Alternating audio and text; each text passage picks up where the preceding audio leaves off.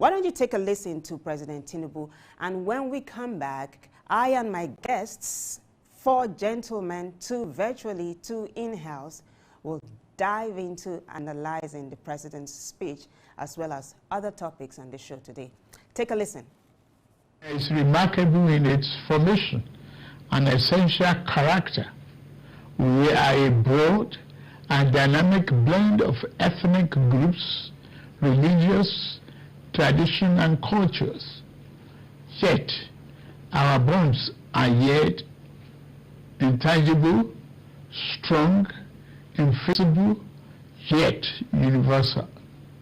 We are joined by a common thirst for peace and progress, by the common dream of our prosperity and harmony, and by the unified ideas of tolerance and justice. Forging a nation based on the fair application of these noble principles to a diverse population has been a task of significant blessing, but also serious challenge. Some people have said an independent Nigeria should never have come into existence. Some have said that our country will be torn apart. They are forever mistaken. Here, our nation stands, and here we shall remain.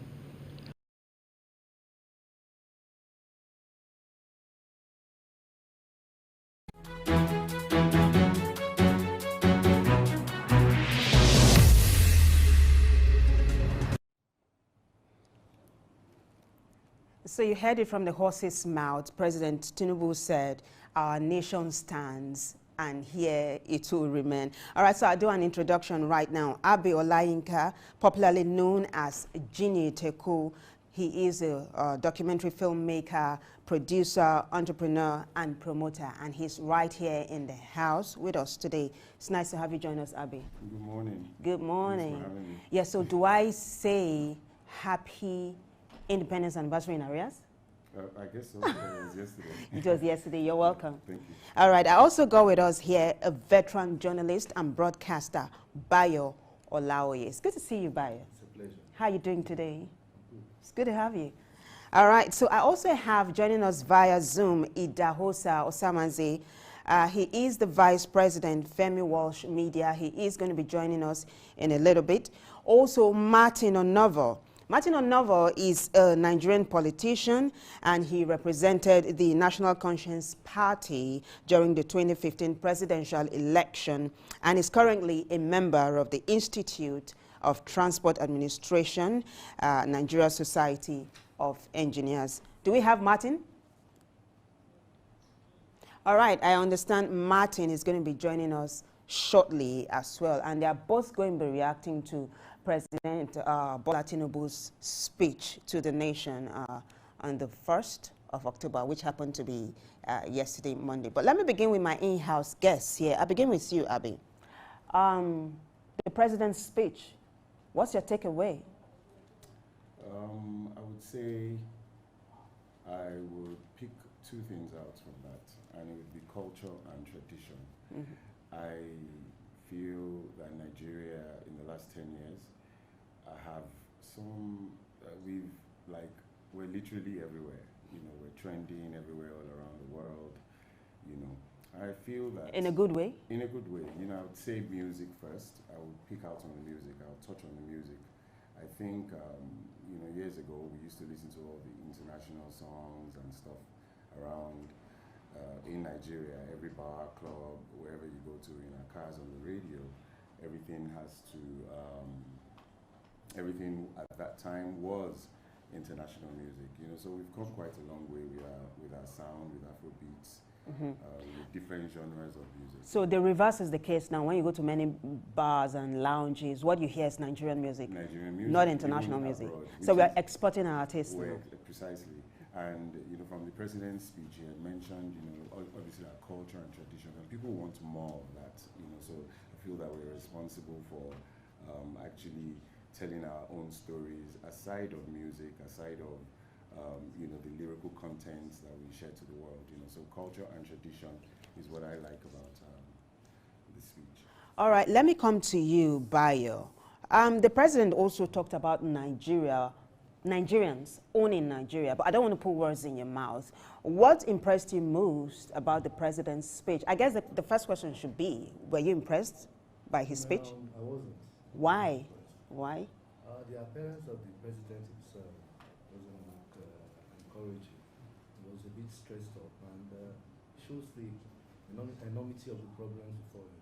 Yeah, but remember he just wrapped up an appearance at the United General Assembly. He was a bit stressed. Okay. But let me look at the issue of the 15 million households that the president said he was going to give 75,000 naira in 3 months. Questions have been asked. How will the 15 million households be determined?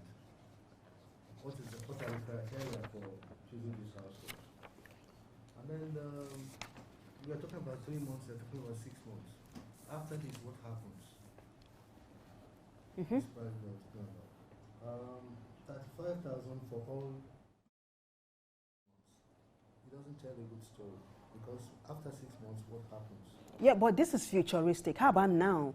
I mean, Nigerians are known for crying. How about now? You're talking about long-term solutions. How about now? But problems we have now, there are numerous. Number one is the debt, the rising debt. No, I'm not even talking about the problems. You're saying that what happens after these short-term solutions? Yeah, is the president not trying to pacify the group of people who are asking for short-term solutions rather than long-term solutions? I would have preferred a long-term solution. I would have preferred a total increase in salaries and emoluments. And I would have preferred the bloated civil service to be reduced. These are wastages. Governors also should be going to state capitals. Governors, they live like emperors. They just collect handouts, and at the end of the day, nothing happens. They are not creative. Yeah, but those are not things that are going to be addressed in a presidential speech for the independence anniversary, are they? These are things that, you know, unfold as an administration continues its work. So don't you think? It's not something that happens at once. But we need to do things holistically. Okay. I would have suggested that the salary increase will have been effected. There should have been a salary increase, and then maybe there will be the transportation issue of bringing buses using gas. Which he promised. And he said it was going to be made very fast, which is going to happen soon. That's according to what he said in his speech. Right? Yeah. So you're talking about palliatives and how what we say here at Soup News is social intervention schemes. One of those things is the transportation system in Lagos, where you have the blue light rail system right now at a highly subsidized rate. Yes. It's one of the things that the administration is doing to ensure that Nigerians do not go through too much hardship. What do you think about that? For transportation? Yeah. I think we have to use mass transit. Okay. The Lagos State government has set up its own blue line. Yeah. And the red line is expected. I think we should tool that line. Absolutely. Is Idahosa ready for us? I'd like to have him react to President Tinubu's speech. Okay, as soon as Idahosa is ready, he's going to be reacting to President Tinubu's speech. Also, Martin Onovo will be reacting to President Tinubu's speech.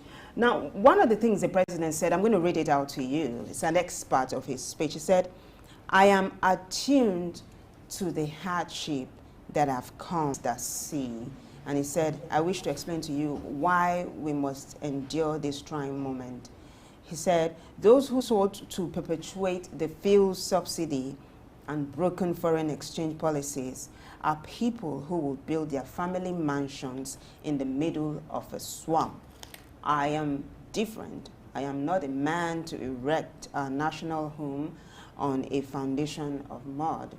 To endure, our home must be constructed on safe and pleasant ground." What do you think?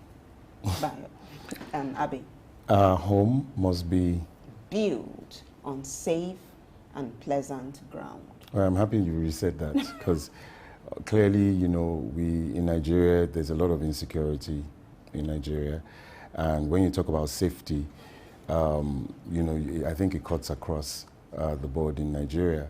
I feel that we need a detribalized Nigeria where, you know, we don't say someone's from Yoruba, someone's Yoruba or someone's Igbo or Hausa. We need to begin to have the unity that he did mention there. You know, I don't see that yet. You know, I mean, social media or digital noise, as you want to call it, you know, is a classic example of how separated Nigerians can be.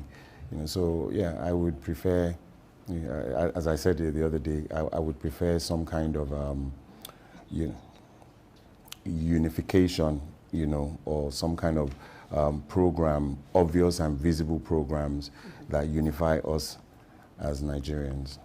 Fantastic. Do you want to react to that bio? He was talking about unity and prosperity, which happens to be a theme of this year's celebration.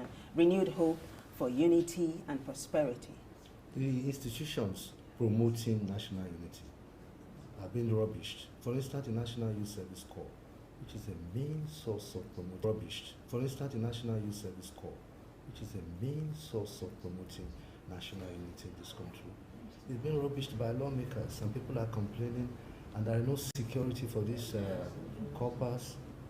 And what do you mean it's been rubbished by national? Some people are calling for the scrapping of the NYSC. Yeah, but has it been scrapped? No, but No, not you know, yet. we can't generalize. the body language of most people is that it should go. Most people, I don't understand what you mean by most people. Most Nigerians, some Nigerians. Do you think it should be scrapped? I don't think so. Yeah. I feel that it gives each...